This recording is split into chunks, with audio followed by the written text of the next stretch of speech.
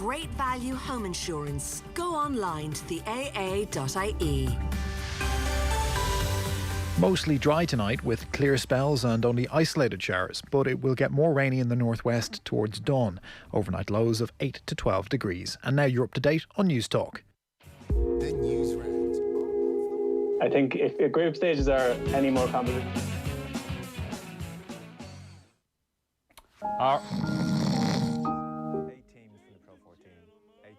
Hello, good evening everybody. You're welcome to Thursday's Off the Ball.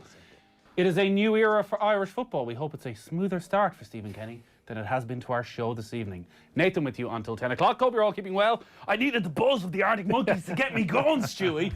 I just don't know what to do now. I've got to just get into them myself. You're pumped, aren't you? You're pumped. I'm pumped. I'm ready for this. Are you ready for this? I'm ready for it, yeah. We are ready for this. Not as pumped as you, but...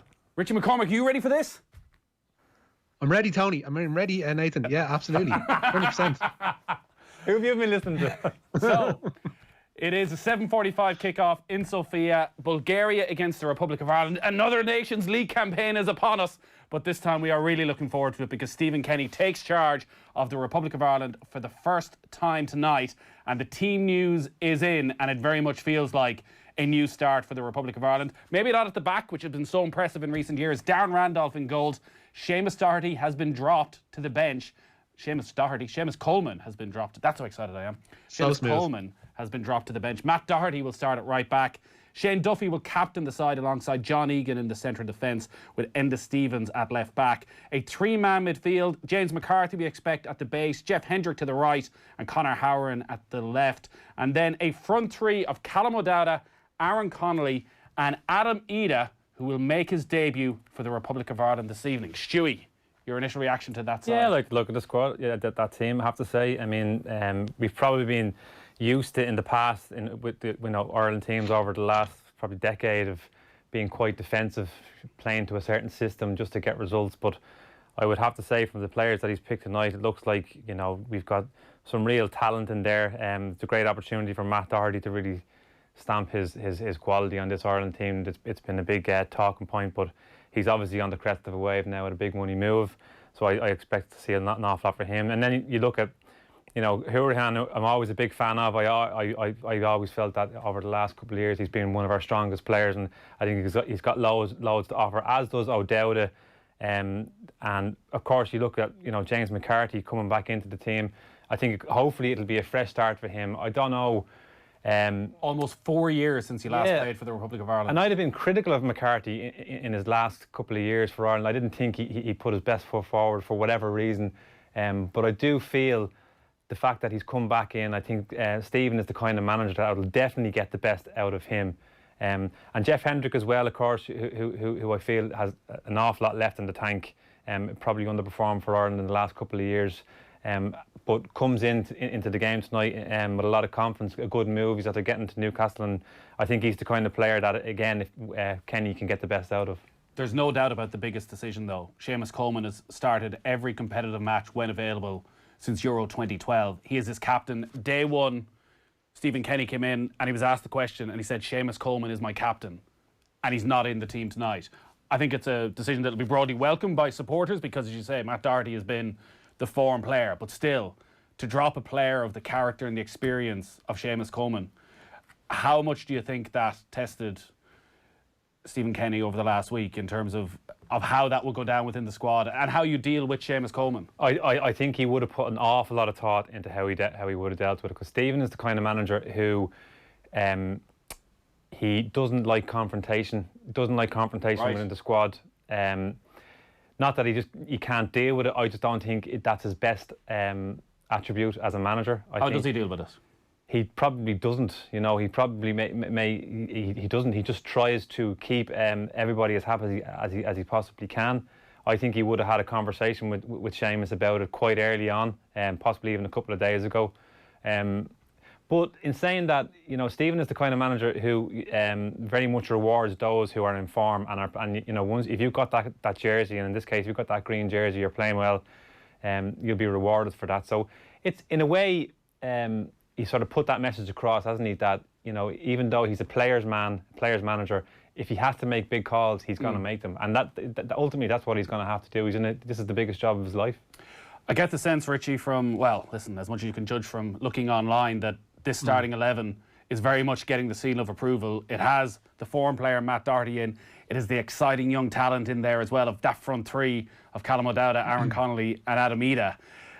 He's talked the talk, and it feels as though he's walking the walk with that selection. Absolutely.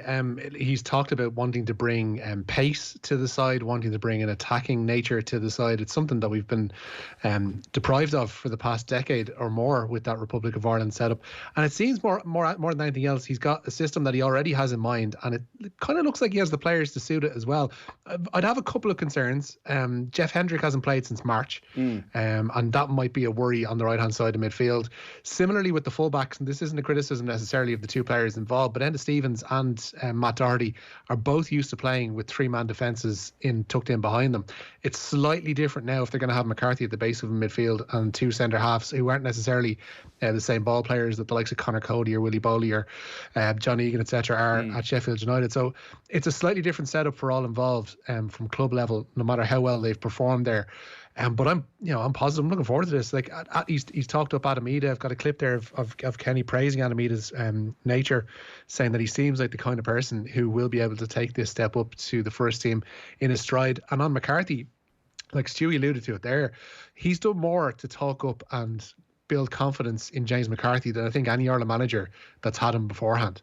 And that's just in the space of the last 2 months. Yeah. And it's quite incredible to think that the dimensions, the talk of what he's able to do, that's more than what we've ever seen from an Ireland manager. And that kind of man management is exactly what that squad needed. Well, he should be the best Irish midfielder of his generation, is what Stephen Kenny has said about James McCarthy. And it's a huge boost that he's fit to play, because there was times over the last week where it looked as though he was a real doubt. And it looks as though this is what Kenny is going to go with, this 4-3-3 formation, because he has a lot of variety, and he touched on this, probably 8 matches over the next 3 months. There's going to be a lot of games that you can take Matt Doherty out and put Seamus Coleman in. You can take Conor Howeran out and put Jason Malumbi in. You can stick Callum Robinson instead of Callum O'Dowd on the right-hand side, or McLean over on the left if needs be, or McGoldrick comes back in on Sunday maybe instead of Ida. Do you think that this is his formation, that this 4-3-3 is what we're going to see throughout the next 2-3 months? Yeah, I think this, it will primarily be based on this. I mean, he's been quoted as saying that he will pick a formation based on the players that he has at his disposal. And that may change slightly. Don't tend to get too bogged down on systems, 4-3-3 or whatever the case may be. But I do think he's going to put an awful lot of emphasis on those fullbacks and trying to generate natural width in the team. That's something that he'll want to do. So he'll have he has a real job just to try and convince these players that they can change the way they play when they're playing for Ireland. And the biggest challenge he's probably going to have is trying to convince the players individually of altering how they would play at club level, because you've got a whole selection of players that play different sort of systems at their club and maybe asked to play a different way. Well, again, he was very positive about that in the press briefings during the week of, like, these are smart footballers. They're asked to do different things at their clubs from time to time, and they seem to be able to adapt. Yet for some reason, when they come to international football, we seem to treat them like idiots. No, but that's his management style, and that's completely what I expect from him. He's accentuating the positive. He's going out there in public, in the press, telling the players through the public, I've got your back. I want you to play with confidence, and hopefully that's what they will do. But ultimately, Nathan, it depends on how quickly the players themselves can adapt to that, because we're coming into a very, very critical time. I mean, these are going to be a huge couple of months. It's in the space of 8 or 9 weeks. There's everything rides on it, So he's gone. Whether that suits him or not, I think it might suit him. It might just suit these players that they don't have too much time to think about the negative side of things. That it's just going to be all go from here. We'll get John Giles' thoughts on Stephen Kenny's first starting 11 in just a moment. The news round brought to you as always with thanks to Gillette. We don't just play the game, we change it. Gillette, made of what matters. A reminder of that Irish starting 11 then. It is Darren Randolph in goals, a back four of Doherty, Duffy, Egan and Stevens in midfield. It's going to be McCarthy, Hendrick and Howeran, and then a front three of Connolly, Ida and O'Dowda. I know what you're asking though. Stop talking about Ireland, lads. What about the Bulgarians? What sort of a challenge are we going to face from the Bulgarians tonight? And we are very fortunate here on Off the Ball that we have an expert on this Bulgarian team in studio with me this evening, who will ever forget this time last year when we faced Bulgaria in Dublin? Or you're getting this out. So you got to send in your jokes, right? What do you call Send in your jokes. What do you call a Bulgarian footballer with 3 balls? It's football related. Who to nick a bollock off?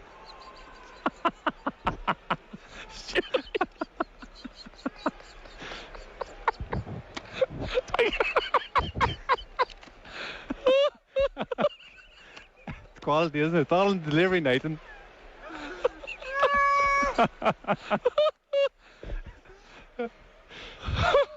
Oh my God! Joe Malloy is gone as well. It's not just me. I can't believe that just happened.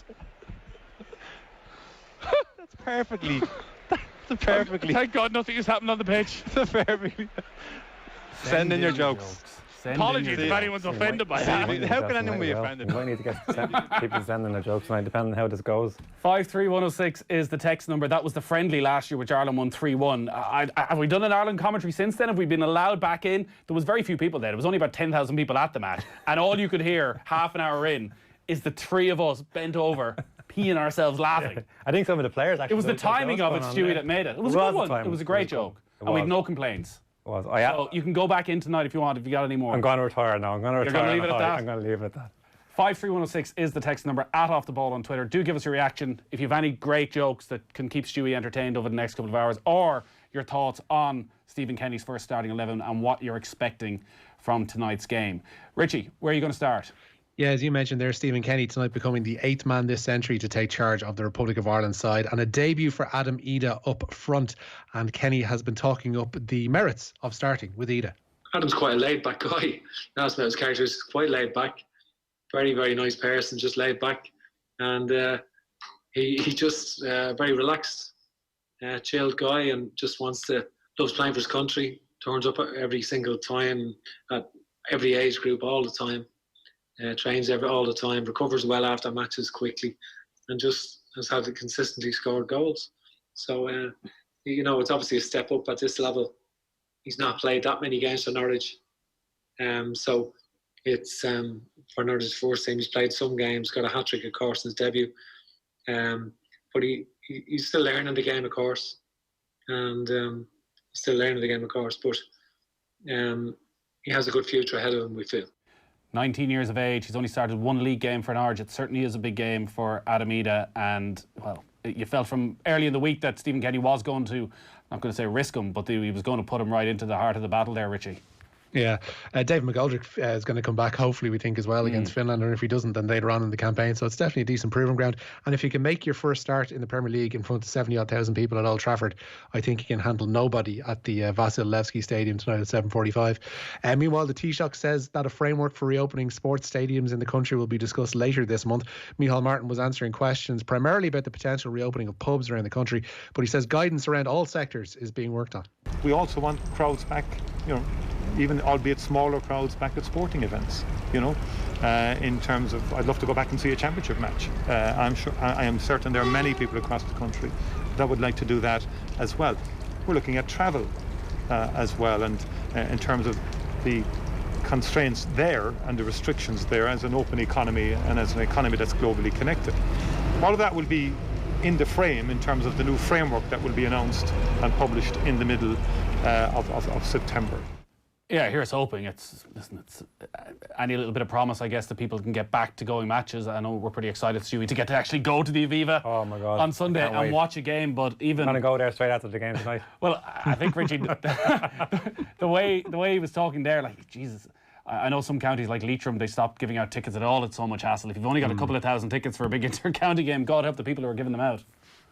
Yeah, it looks like they're moving in the direction of potentially reopening to a somewhat manageable level for county boards, at least anyway, and we hope as well for football clubs too around the country. Like, people are chomping at the bit to get in and watch a match, just like Stewie there. We will go to certain lengths to go and sleep outside the stadiums, but I'm getting close to that myself, to be honest. Run through a couple of quick stories there. Will do, yeah. Renewed fears over the fitness of Leinster prop type Furlong. The province have signed ex-Munster tight end Kieran Parker on a short-term deal from Jersey Reds. Meanwhile, Leo Cullen's made 3 changes to the Leinster side that faced Munster a fortnight ago for tomorrow's Pro 14 semi-final. Hugo Keenan, Devon Toner and Will Connors are the players introduced. 3 changes from Munster, all to the pack from last week's win over Connacht, with Jack O'Donoghue, Stephen Archer and Billy Holland all coming in. On the Tour de France, Stan Bennett has increased his lead in the green jersey race over Peter Sagan to 12 points. Today's 6th stage was won by Alexei Lutsenko. Adam Yates retains the leader's yellow jersey with a 3-second lead over Primoz Roglic, but Ireland's Nicholas Roach was named the most combative rider today. Adam Yates, I mentioned, retaining the leader's yellow jersey. Premier League clubs due to take a financial hit with the league terminating its TV deal in China. The deal with PPTV was worth a reported €587 million over the span of 3 years, but PPTV failed to make their €179 million payment for last season, leading to the Premier League cancelling that deal. Serena Williams' quest for a 24th career Grand Slam continues with a second round match against Margarita Gasparyan later this evening at Flushing Meadows. 10th seed Garbina Muguruza is out, beaten in straight sets by Svetlana Perankova. Before this week, Perankova hadn't played a professional match since Wimbledon 2017. No such worries for second seed Sofia Kenin, who beat Leila Fernandez 6-4, 6-3 this evening. Men's second seed Dominic Thiem is in action tonight, featuring the Indian Sumat Nagal, and Thiem is leading and he's up a break 3-1 in that first set. Andy Murray's in action later. He faces the Canadian Felix Auger-Aliassime. All right, great stuff, Richie. Score prediction? 2-1 Ireland. 2-1 Ireland. Stewie, score prediction? I'll go 1-1 with a good performance. Oof, Stewie, there's no room for that sort of negativity. I'll tell you, the first ever away match I covered was in Sofia, 2008. I said 1-1, it finished 1-1, and for every Ireland away match since, I've gone for a 1-1. And by and large, you're not far off. But this is a new era, Stewie. Let's be confident. I'm going for a 3-1 win for Ireland. Okay, I'm more worried. I'm not more worried. I'm more focused on how we play. I think that's really key. But I do think we'll get a result out of it. You're the proper Kenny hipster. Performance, not result. No, I'm gonna set expectations low so that we build. Stewie is going to be with us for the evening. John Giles with us throughout the night as well, previewing half-time and full-time. We'd love to get involved, though, as I say. 53106 is the text number. Richie, great stuff. Enjoy the game. Send in your jokes. Send in your jokes. Keep them clean. John Giles up next. I think if group stages are any more convoluted than they already are, people are going to lose